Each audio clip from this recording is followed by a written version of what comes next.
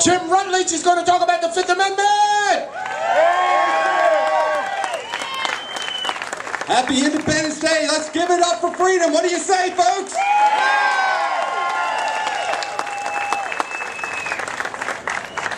The grand Fifth Amendment. It is indeed grand, and it has five critical personal rights in it that are limits on the power of the federal government. They are the cage to keep that beast inside.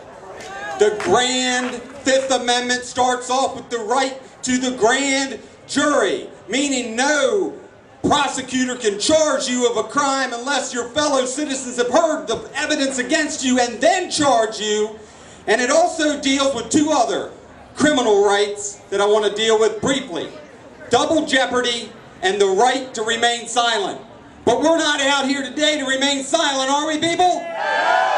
No, we're out here to be heard. And I want to jump right to where we are and the biggest threat against our personal liberties that are found in the Fifth Amendment.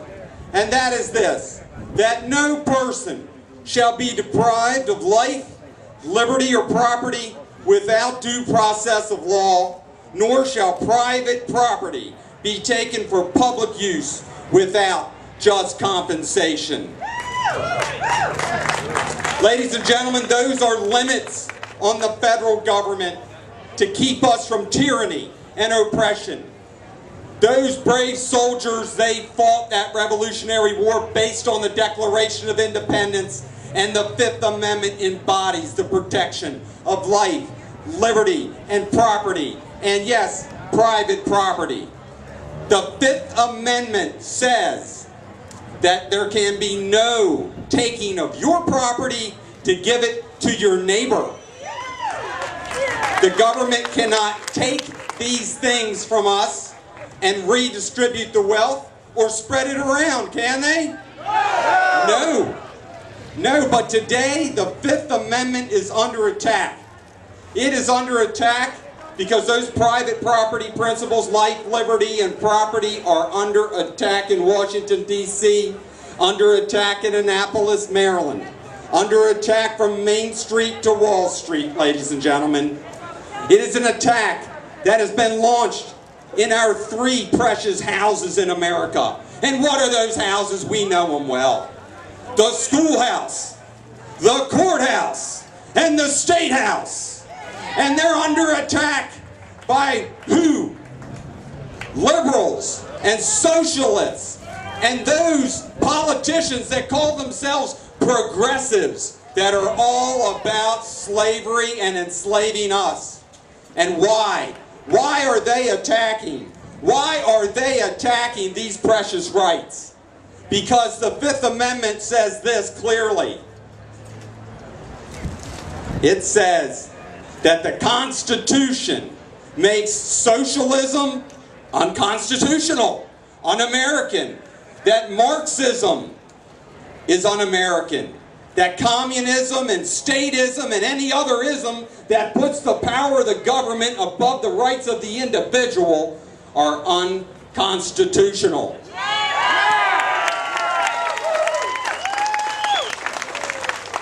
You know, they want to shut this down, and that's why the Department of Justice is headed up by Eric Holder, who really believes that the Constitution's outdated, outmoded, and the likes of Senator Ben Cardin and Senator Barbara Mikulski and President Obama, they want to see the Constitution shredded and rewritten. They say that it's outdated and outmoded. But I appeal to you people of Maryland.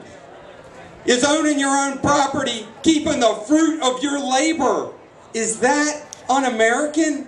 No. No, it is what makes us free to stand upon those constitutional rights that the Creator gave to us. You know what's happened here across Maryland this past year? What's happened is we've unearthed the treasure that's been buried. The people movement right now has found the forgotten things that should have never been forgotten. The things that we must remember. Well, let's send it to Annapolis and Washington that we have a message for them. We have found the forgotten truths. We have unearthed the buried treasure. We are shining the light in the darkness that they would cast over our very hearts, our souls, and our generations to come. So I'm asking you today, are you ready to remember? Are you ready to champion those individual God-given rights that no legitimate government can take from you? Will you pledge to join with me to fight for freedom, to stand on the Constitution, and to mean it? So take those risks with us today, and never, ever shut up, sit down, and be quiet. Speak and be heard. Be heard, America, here and now and on Election Day. God bless you, and God bless America. Freedom! Liberty! We the people! Our voice can be heard. The more we stand united, the more we're going to get accomplished. Teamwork makes the dream work. But what Jim was really saying, you got to be in it to win it. Okay?